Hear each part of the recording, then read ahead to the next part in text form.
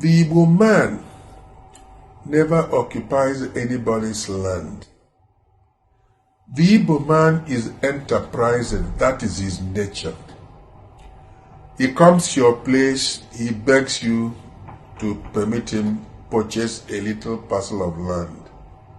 You sell that parcel of land to him. He develops it.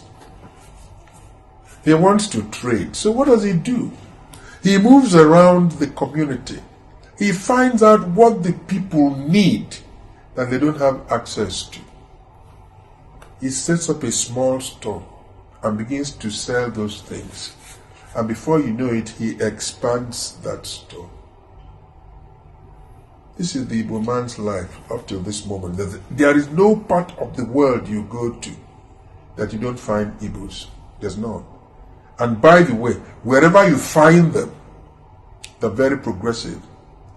Extremely. As a matter of fact, only a few days ago, it was announced on the CNN that of all the black immigrants to America, the most successful are the Igbos.